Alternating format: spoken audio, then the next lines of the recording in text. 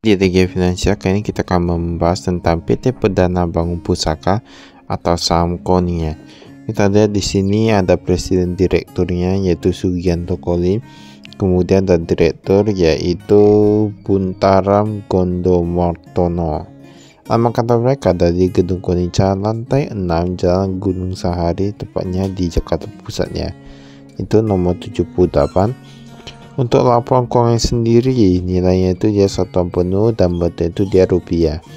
Kas dan setara kas kita lihat dari 22 miliaran sekarang menjadi 31 miliaran. Kemudian ada piutang usaha, lain-lain piutang usaha menurun, persediaan bahkan menurun 10 miliaran.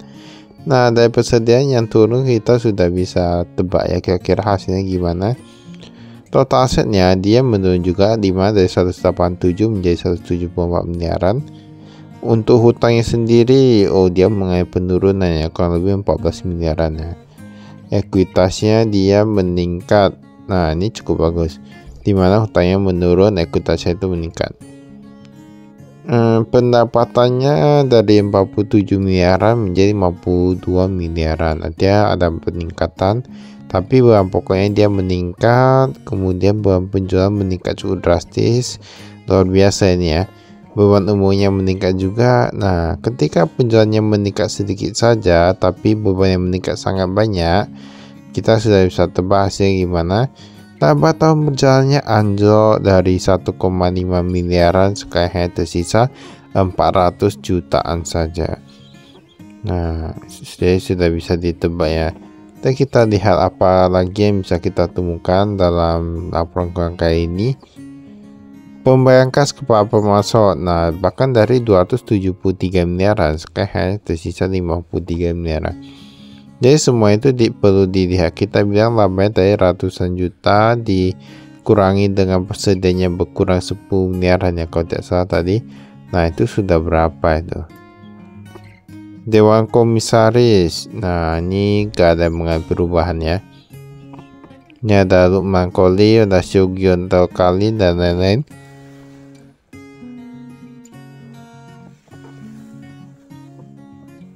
Ini kita skip.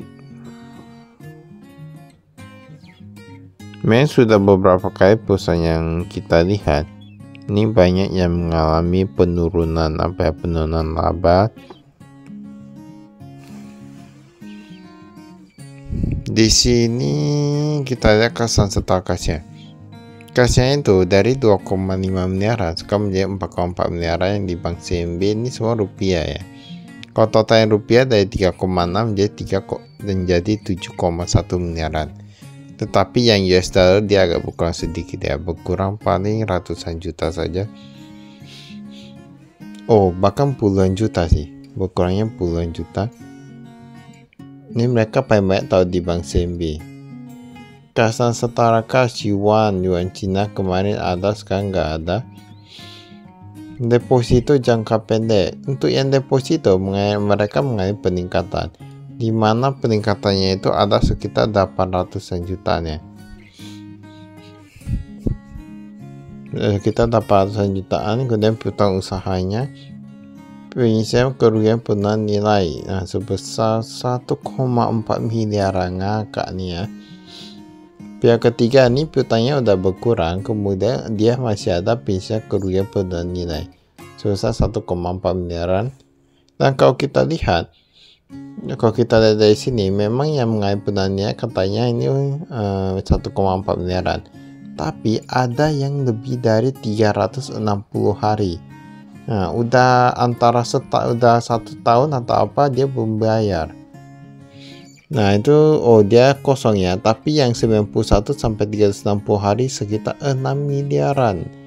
Bahkan jumlahnya masih terus meningkat puluhan jutaan. Nah kemarin 6,11, sekarang 6,14 miliaran. Nah terus meningkat tuh 61 sampai 90 hari dia bukan sedikit. Tapi kalau kita lihat ini saya cash flow-nya sudah tergolong agak macetnya. Nah, saya tahu sendiri, kita bayangkan labanya itu tadi berapa, ratusan juta. Kalau 1 tahun kira-kira dapat berapa?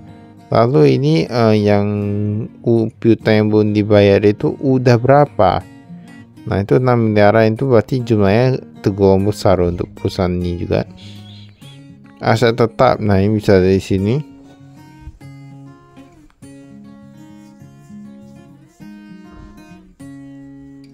Makanya kita gak bisa bilang kalau labanya ini nanti dia bisa naik lagi. Nah, sebenarnya bukan kayak gitu ya. Kita perlu lihat semuanya juga. Ada juga kadang yang dia labanya yang susah naik lagi gitu. Kalau naik lagi itu pun kayak bukan untung lagi. Ini pemegang sahamnya ini sama ya. Sama ini ya, PT Dasar Bina, ada Lukman Koli, susah 20%-an.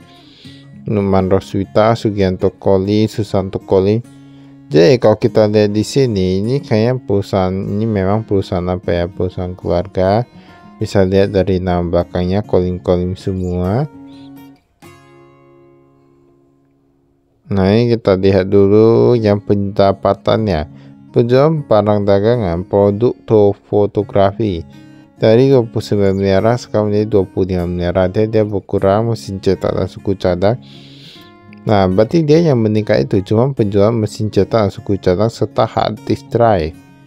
Yang lain itu rata-rata berkurang ya. Nah, jadi kalau kita bilang apakah produk fotografi sekarang bisnisnya agak sedikit lesu, tampaknya kayak agak iya ya. Saya dari penjualan di sini sudah bisa nampak. Tapi ini kalau dia mewakili seluruh Indonesia, nah bisa kita katakan sebagai iya. Tapi kalau saya hanya menguasai berapa persen pasar, berarti masih belum pasti ya. Tapi intinya rata-rata perusahaan itu banyak yang mengalami penurunan laba. Jadi sudah bisa tahu sebenarnya kondisinya itu gimana saat ini. Gaji dan upah 4,7 miliaran menjadi 5,6 miliaran. Ongkos kirim barang, perjalanan dinas dan lain-lain. Beban inventaris kantor pun banyak sekali ya. Ini apa nih? Beban imbang pasar kerja gak ada. Jasa profesional meningkat cukup banyak, 118 jutaan. Dari 17 jutaan menjadi 118 jutaan. Itu uang apa itu? Siapa yang dipakai jasa profesionalnya? Makanya ini hal-hal seperti ini sangat krusial. Kita perlu tahu ini sebenarnya jasa profesional punya siapa. Karena ada beberapa perusahaan yang dia menggunakan istilah jasa profesional untuk kepentingan tertentu ya. Nah, tahu-tahu sendiri, karena jasa profesional itu kan bisa dianggap siapa saja ya, mau manajemennya atau orang luar atau pihak ketiga, gak ada yang tahu ya, atau pihak berrelasi gak ada yang tahu ya. Nah, baiklah itu saya dari kami. Sekian, terima kasih, saya investasi.